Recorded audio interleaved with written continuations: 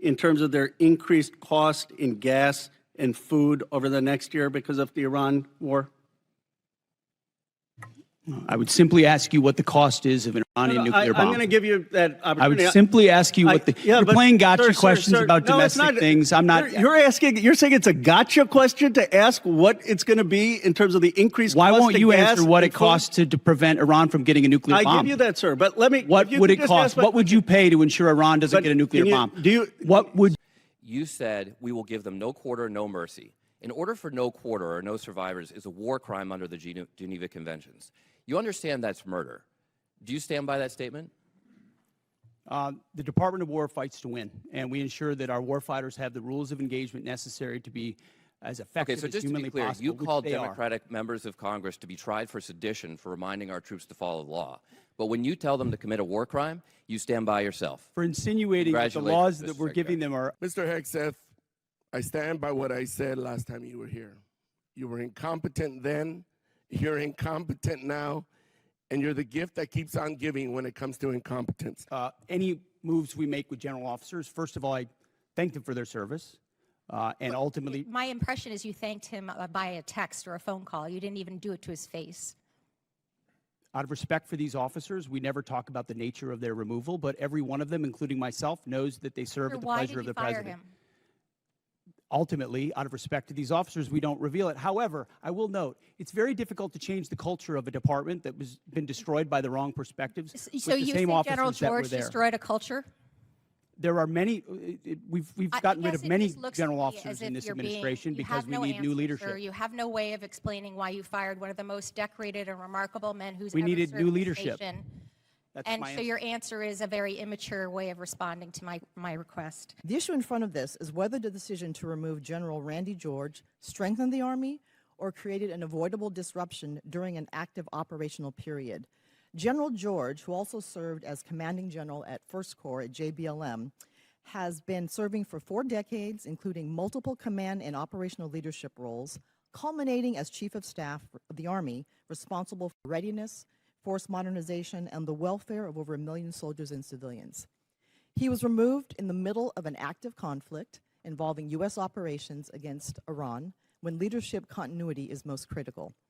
Public reporting indicates that General George's removal may have followed disagreements over Army personnel matters, including concerns regarding withheld promotions. So my question, Secretary, is this: what specific national security risk, mission risk, or leadership concern did General George present that justified removing him in the middle of a conflict, or was he removed because he challenged some decisions? And I guess my question is this about loyalty to Trump, or is it about what's good for the mission? I understand what you're implying, but it's about the Constitution and our military and its ability to execute, and I'm going to make sure the President has the finest officers across the force prepared to deliver. So this committee funds weapons, readiness, recruiting, professional development, and leadership pipelines. But no amount of money can compensate for a force that may lose trust in the fairness of advancement. And this is fairness. We believe in merit. We have always had a merit-based system. That's not the argument. No, we have not. Not under the Biden administration, we did not. It became social engineering, not merit, and we're fixing it quick. No, it did not. It did not.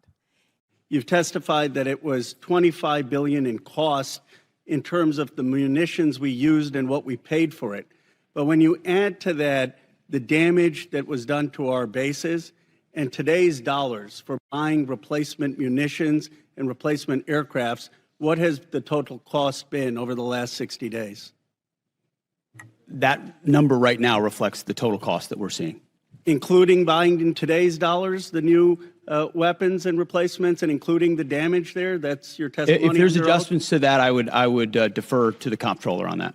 And how much are you seeing in terms of, are you asking in terms of supplemental funding just for the Iran mission from this committee? If and when a supplemental is submitted, the majority of it would not just be for, what would be the ballpark for Iran? Munitions related to the entirety of what we want to get done. A number, what would you submit? It would be within on Iran, it would be less than $25 billion, but there's a lot more we would ask for beyond just Iran. You're saying it's $25 billion. Okay, I would just, if you come back, you want to revise those numbers, because all the experts are disagreeing with you when it comes to today's dollars and damage, but you can revise it. How much did it cost American taxpayers in terms of the strike to the Iranian school where kids were killed? Do you have that number in terms of the missiles we used? As I've said, that unfortunate situation remains under investigation. You don't know how much it 15-6 costs the investigation, but I taxpayer? wouldn't tie a cost to that, to anything. It's a reasonable question, no, sir? I mean, our taxpayer money was going there. Do you know how much it will cost Americans in terms of their increased cost in gas and food over the next year because of the Iran war? I would simply ask you what the cost is of an Iranian nuclear bomb. I'm going to give you that I opportunity. would simply ask you what the. You're but playing gotcha sir, questions sir, about no, it's domestic not. things. I'm not. You're saying it's a gotcha question to ask what it's going to be in terms of the increased Why cost won't of you gas answer what and it costs to prevent Iran from getting a nuclear food? bomb? I give you that, sir. But let me. What if you would could it just cost? ask my What would you pay to ensure Iran doesn't But get a nuclear can you- bomb? What would sir, you pay? I reclaim my time. Do you not know? You had no one do the analysis of what the increased cost of gas and food on the American people are going to be? What is the cost Let of me- Iran let me holding give you the that number. straight at Let me issue give with you the nuclear number. weapons? It's $631 billion, which means it's an increase of $5,000 a year for American households. Now, let me give you this point. You're saying that your operation is preventing a nuclear Iran. Will you acknowledge that there is an economic cost to the American people for doing what you believe is necessary to make Iran denuclear? Will you acknowledge the economic cost?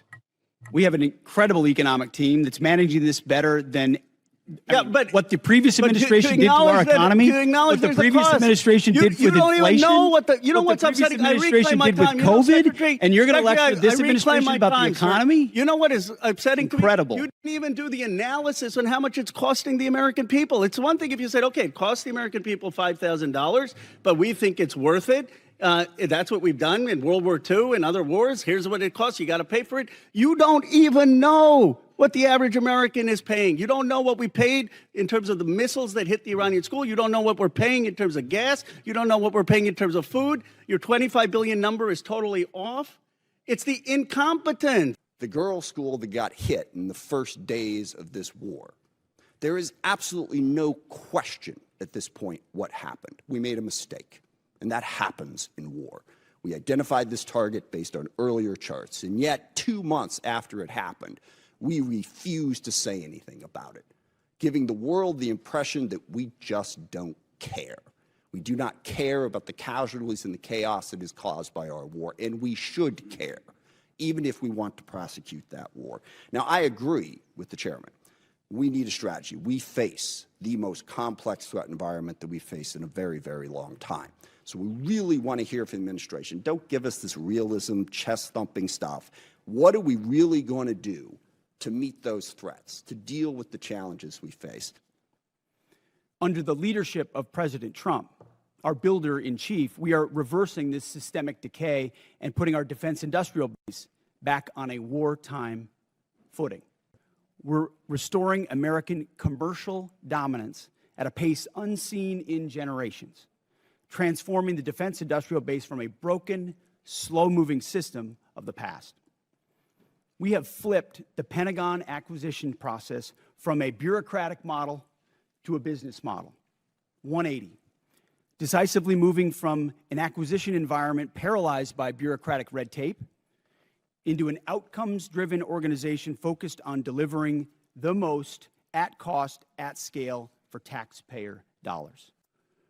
By changing our departments, transforming our department's business model, American companies are investing in America with their own money, their own capital, a historic demonstration of American manufacturing and defense revitalization, all again with their capital, not Uncle Sam's.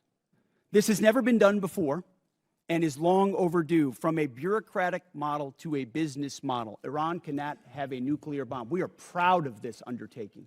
I am proud that President Trump has had the courage to do it, and I look forward to sharing more about what our troops have accomplished. Chairman, you know, in my view, this represents a historic down payment on future security.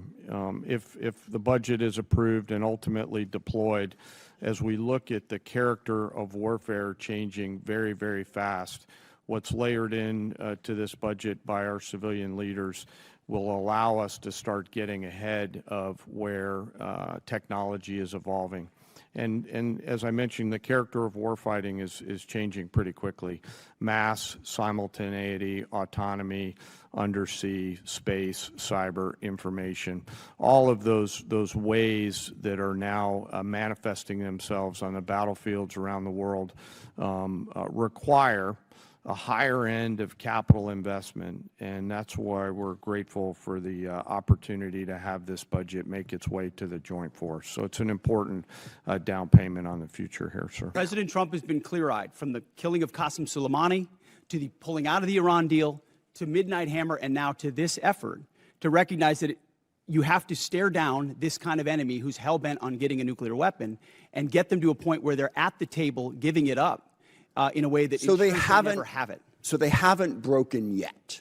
Okay, we haven't gotten there yet for all of the. Well, their nuclear facilities have been obliterated. Underground, they're buried, and we're watching them 24/7. So we know where any nuclear material might be. Reclaiming my time for we're just a watching quick it. second here. We had to start this war, you just said, 60 days ago, because the nuclear weapon was an imminent threat. Now you're saying that it was completely obliterated? They had not given up their nuclear ambitions, and they had a conventional shield of thousands of So missiles. Operation Midnight They're at the Hammer weakest accomplished moment. nothing of substance. It No, you're left us missing- at you're exactly missing the the same point. place we were before. So Their, much so their that we had to facilities start were a bombed war. and obliterated. Their ambitions continued, and they're building a conventional shield. All right, of let me missiles. try again. It's the North pa- Korea strategy. You know this very well. The North I Korea know. strategy was use conventional missiles to prevent anybody from challenging them, so they could slow walk their way to a weapon. President Trump saw Iran at its weakest moment, took an action to ensure, in a way that only the United States of America could do with our Israeli partners, And yet to they ensure their still haven't given conventional up the nuclear. shield was All right. brought One to other heel, which question, we've done. if I could get 18 months. What we didn't miss, and we're here in this committee, is that Joe Biden, with no accountability, gave hundreds of billions of dollars of our weapons to Ukraine, to an outcome that never You're would not have gonna happened if you're not President gonna Trump answer was the president. question.